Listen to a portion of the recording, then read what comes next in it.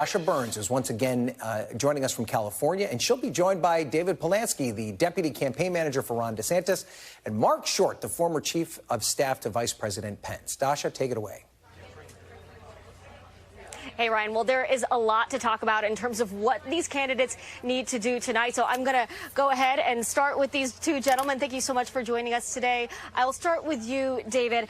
So some candidates like Nikki Haley, they are trying to build off of some new momentum, a bump in the polls in this debate. Your candidate, though, he's seen a significant slide over the summer months. The gap between Trump and DeSantis has only widened. So what can Governor DeSantis do tonight to change that trajectory? Well, number one, tonight is an opportunity to go out and drive your message. Clean air without the former president being on stage gives you the chance to do just that. So talk about your record, number one. What have you done that gives people back at home hope that you're going to do what you say you're going to do? Number two, the opportunity to get out here and talk about your vision for the country. I think all the candidates on stage generally agree that the country's in decline. What are you going to do to reverse that decline? And when it comes to polls, I think you saw even yesterday in the CBS poll in Iowa, Governor DeSantis is back in the 20s. We're on the trajectory where we need to be, which is to take out Donald Trump in January, not in September.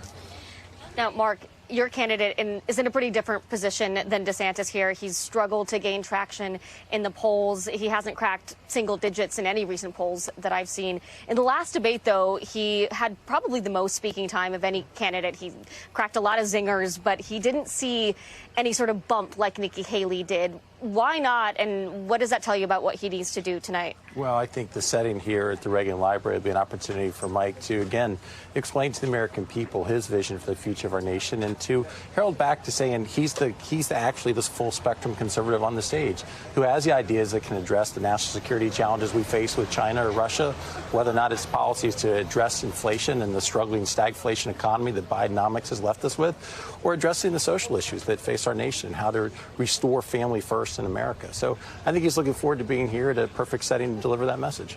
Now, Governor DeSantis, when it comes to former President Trump, who's not here but is, of course, ever present, he's walked a pretty fine line when it comes to taking him on, right? He won't criticize him necessarily directly, but when he's asked, he will talk about some of issues like abortion, his strategy in Iowa and whatnot.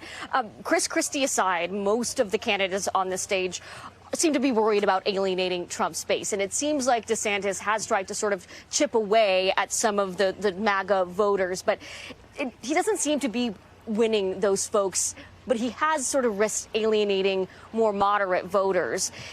Will we see tonight or ever DeSantis truly take on Trump?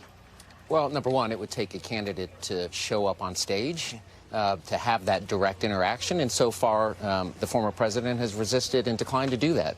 Now, you're going to see Governor DeSantis have that kind of spirited debate with Governor Newsom of California. He's shown the ability and the willingness and the courage to step on the stage and do that. But he's not running. He's not running.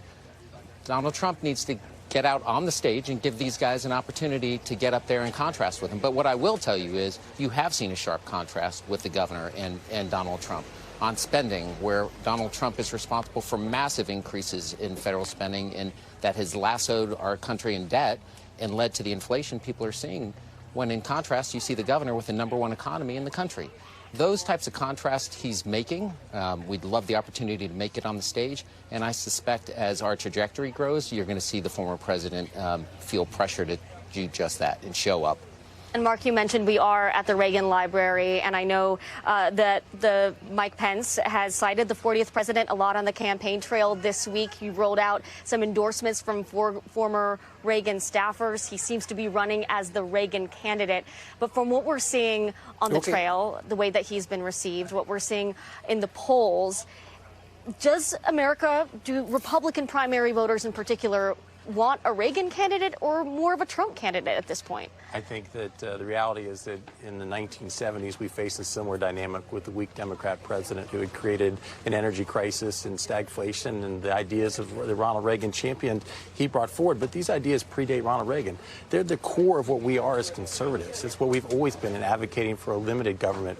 We've always been in a strong national defense and advocating for pro-family policy. And so I think that it's less about Ronald Reagan. It's more about actually those ideas have worked in the past, and they'll work again to get us out of the morass we're in right now. And David, lastly, you keep saying, and DeSantis keeps saying, this is the mantra of your campaign, that it is a two-man race. There are a lot of people that are pretty skeptical of that right now, just looking at the numbers and looking at where you're at. How do you make that mantra a reality?